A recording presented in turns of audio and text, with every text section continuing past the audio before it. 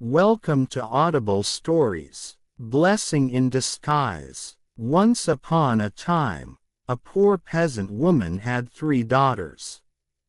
One day the eldest daughter, Reese, said, "Mother, I'm off to seek my fortune."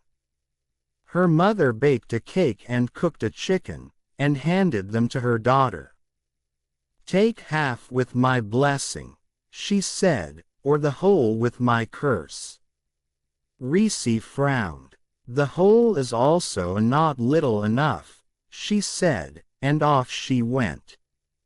Her mother did not curse her, after all her elder daughter, but she did not give her a blessing either.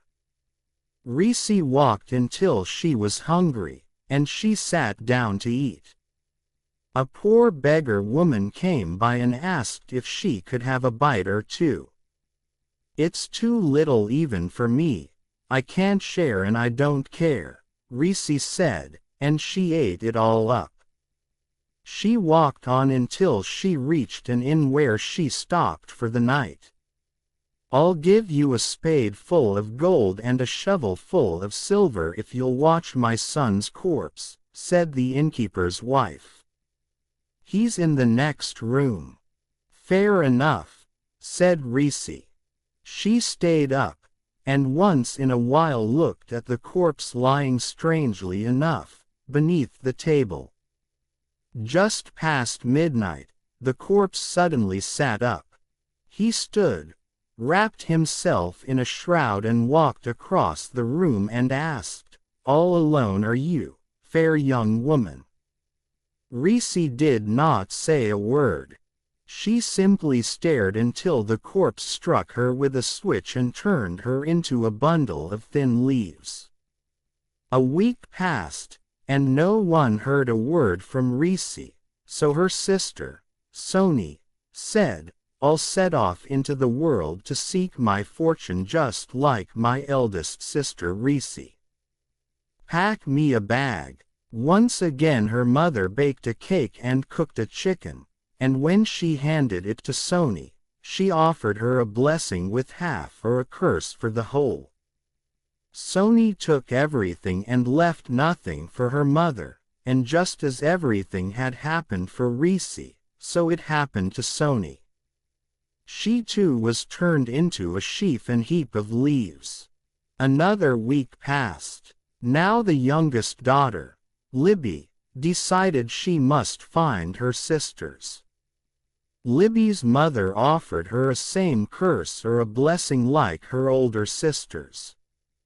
But Libby gave her mother half the cake and half the chicken and said, "Mother, your blessing is all that only nourishment I need." Libby's mother blessed her. That evening when she stopped to eat and the old beggar woman asked for a bite, Libby gave her half of everything. "There is no more nourishment in life than the opportunity to help another," she said. That night she stopped at the very same inn where her older sisters had stayed. She too agreed to watch the corpse. She sat eating the apples where the innkeeper's wife had left her.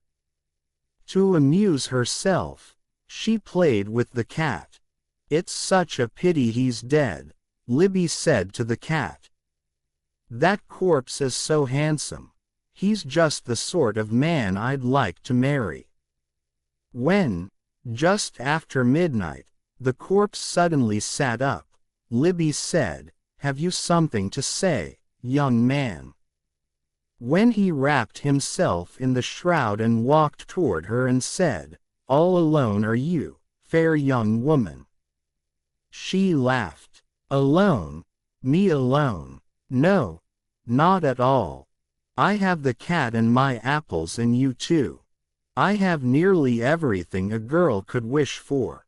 The corpse laughed, too. "You're brave, aren't you? Are you brave enough to follow me across the quaking bog and through the burning forest? And into the cave of horrors and up the mountain of glass and down into the Dead Sea?" "I'll have to," I have no choice because I have promised to mind you and take care of you, Libby said, and when he leapt out of the window, she followed him. At the foot of the tall green hills, he began to chant, "Open, green hills, and let the light through." To which Libby replied, "Let the fair maid fight through too," and the hills opened, and Libby followed the corpse inside to the edge of a bog. The corpse began to walk across the bog. Libby wondered how she would follow, but just then the old beggar woman appeared. Now she was dressed in a fair gown.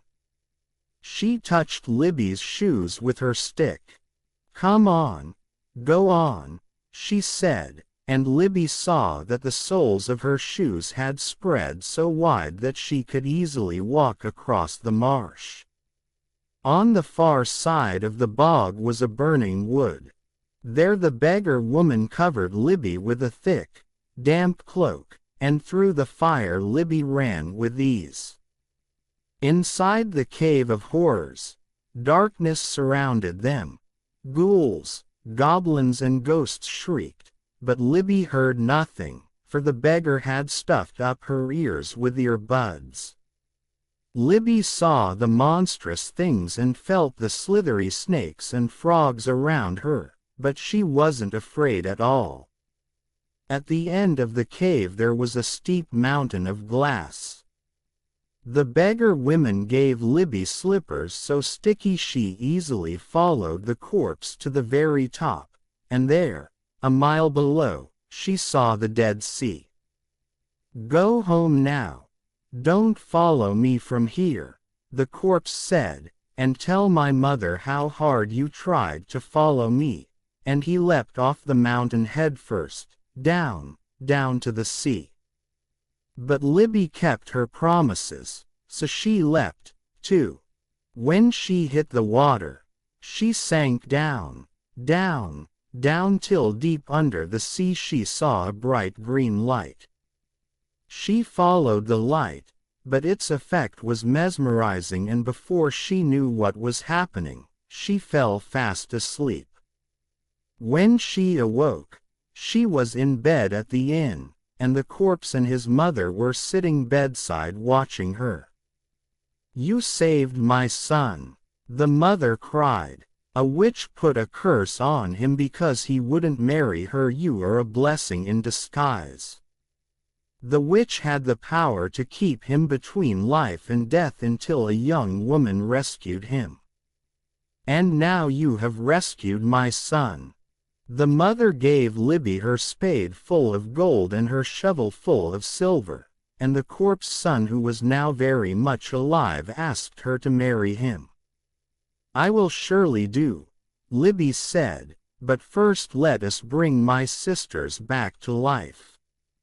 Because she had broken the curse, her sisters were also free from the curse, and every wish she made came true. Grateful beyond words, she returned home with her elder sister and shared his tale.